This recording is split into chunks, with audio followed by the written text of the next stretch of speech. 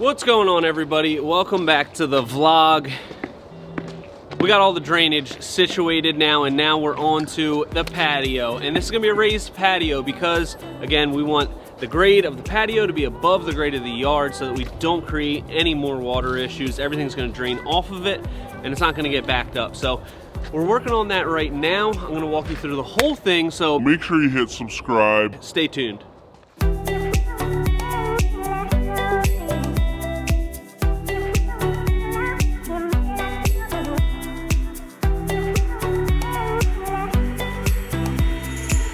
The base for this wall is a little bit deeper than the base for our patio. We want 6 inches of base material underneath our first course, and then our first course is gonna get pretty much completely buried because we're gonna have about 6-inch step into the yard. Let me show you on the other side how we get this base in here and what we do to make the first course go really quick.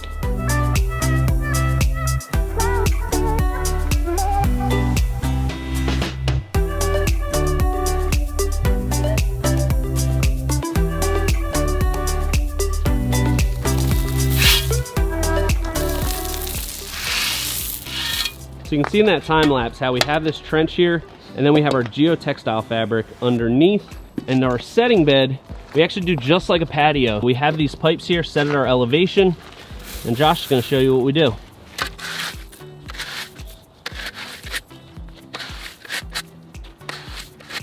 So this is a super easy way to do it. Pat's giving him a round of applause. Way to go, bud. You did it. So you can see here, we're transitioning from 2 rows to just 1 row. This is gonna be built up a little bit, but you can see how perfectly flat this is. That's gonna go down like a breeze. You're only as good as your prep work.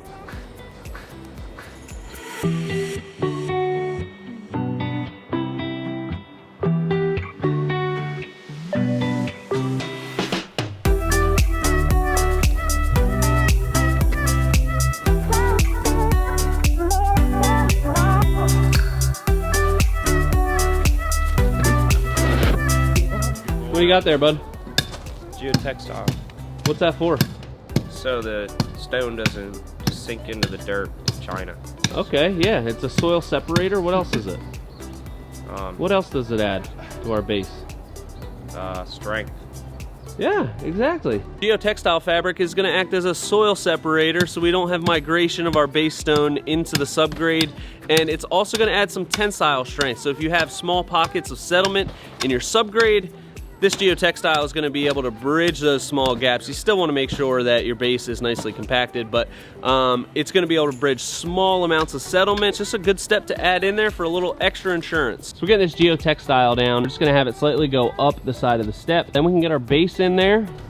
That's what we got here. What?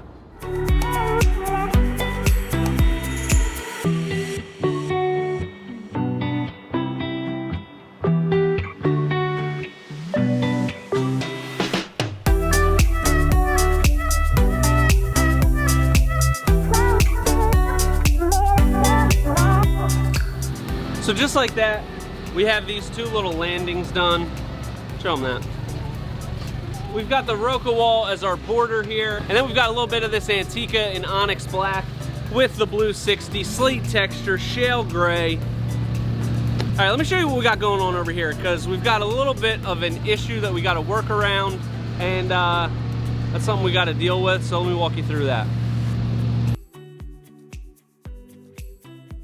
All right, so here is our raised patio portion. You can see we've got this Rocka wall built up. The big thing that we're waiting on right now, we have a gas fire pit going in here, but some of the fittings aren't in stock yet, so our plumber is a little bit delayed. So we have to keep this open for him so that we can dig a trench, and it's kind of got us held up a little bit right now because our decking's not coming for another day or 2.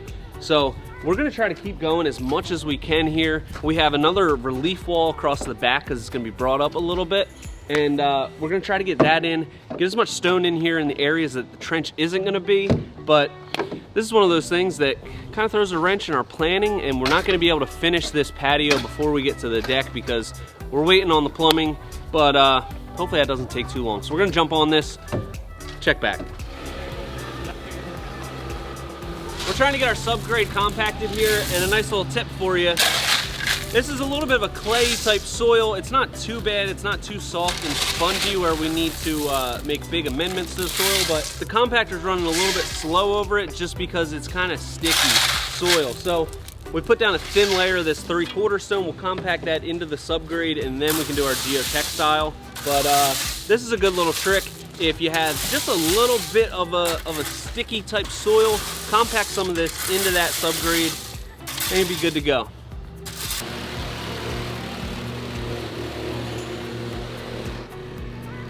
Then we can put the fabric down. Yep. We can fill our stone, and the whole idea is from here to top of paver 6.5. Yep. Yep. Right? Is everybody on the same page with that? But I don't want to take the lead on it because I'm over there.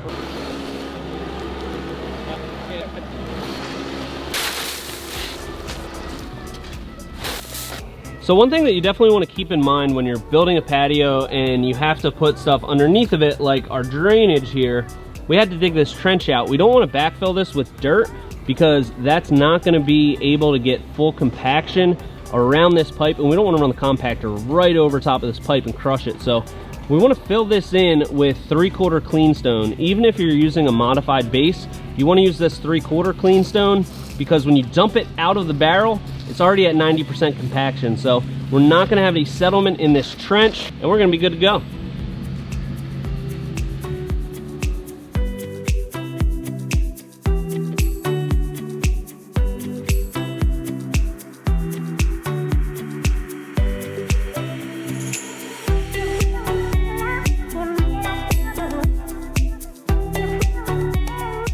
So yesterday we had kind of reached a stopping point because we have a wall going in here, but we need to trench this out for our plumbing because we have a gas fire pit going in. So what's going to be going in here is some yellow 1.25" poly pipe, and the fitting for that is a big riser that's really big. So you need a lot of room to work with that. So we can't just run a regular piece of conduit in there.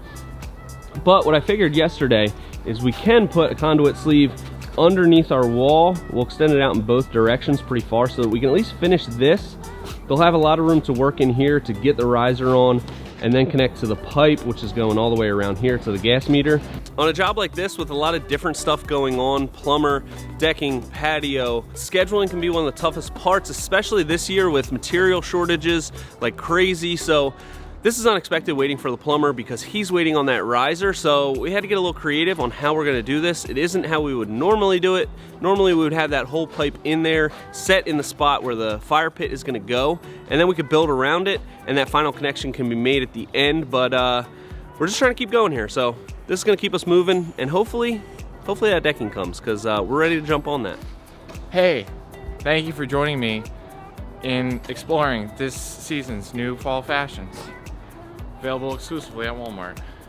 Thanks, Dad. We're getting our last little stretch of Rocka wall in here. We'll be taking out all this grass, but that's gonna be a garden bed. We have one more piece to cut here to connect that, but everything's looking really good.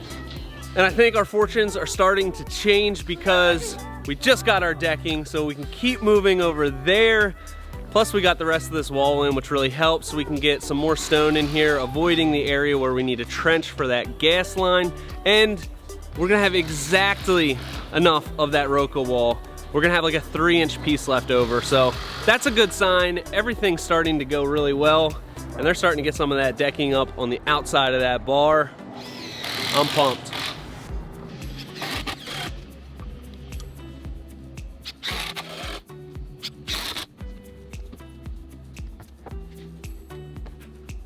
Getting inside the mind of Uncle Anthony. Just working. Happy to be working. Happy to be working.